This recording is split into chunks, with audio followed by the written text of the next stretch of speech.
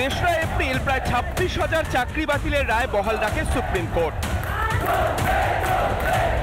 আজও পথে বসে আন্দোলন চালিয়ে যাচ্ছেন চাকরিহারারা।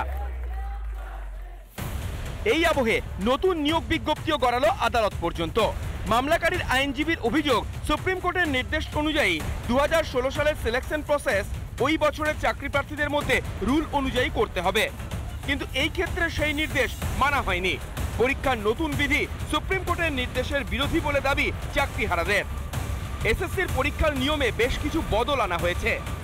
এসএসসির আগের বিজ্ঞপ্তিতে লিখিত পরীক্ষায় ছিল 55 নম্বর, নতুন বিজ্ঞপ্তিতে লিখিত পরীক্ষার নম্বর বাড়িয়ে করা হয়েছে 60।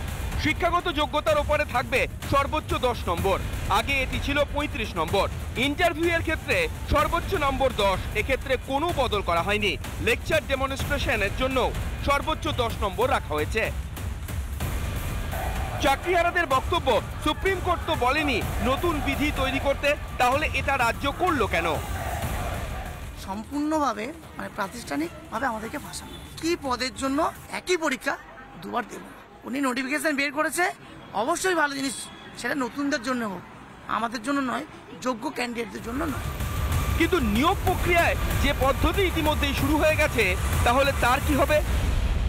এই নতুন রিক্রুটমেন্ট রুলস মূলত দুর্নীতির পথকেই আবার প্রশস্ত করতে চাইছেন নতুনভাবে, সেটা কোনোভাবেই কাঙ্ক্ষিত নয়, আইনসম্মত নয়। টেন্টেড ক্যান্ডিডেটদের লিস্ট বের করতে হবে, এইভাবে নিয়মবিধি পরিবর্তন করা যাবে না, প্রায়র টিচিং এক্সপিরিয়েন্স এইভাবে নাম্বার দেওয়া যায় না। নির্দেশ অনুযায়ী কোনো প্রার্থী যদি একাধিক পরীক্ষায় বসে থাকে, তাহলে প্রতি সিলেকশন বয়সের ছাড় পাবে, কিন্তু নতুন বিজ্ঞপ্তিতে একবার মাত্র সুযোগ দেওয়ার কথা জানানো হয়েছে। এই সব আপত্তি জানিয়ে মঙ্গলবার কলকাতা হাইকোর্টে মামলা করে আন্দোলনকারীরা। 5ই জুন যে মামলার শুনানি।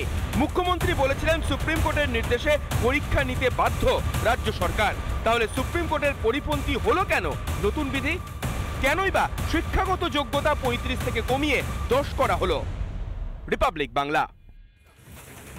নানা ধরনের কন্টেন্ট দেখার জন্য লাইক করুন, শেয়ার করুন আমাদের ফেসবুক পেজ, সাবস্ক্রাইব করুন আমাদের ইউটিউব চ্যানেল। পাশাপাশি অন্যান্য ব্রেকিং নিউজের জন্য অবশ্যই চোখ রাখুন রিপাবলিক বাংলায়।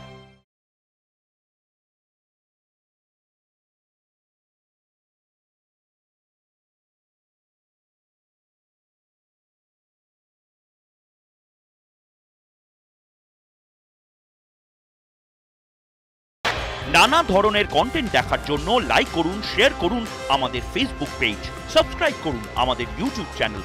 পাশাপাশি অন্যান্য ব্রেকিং নিউজের জন্য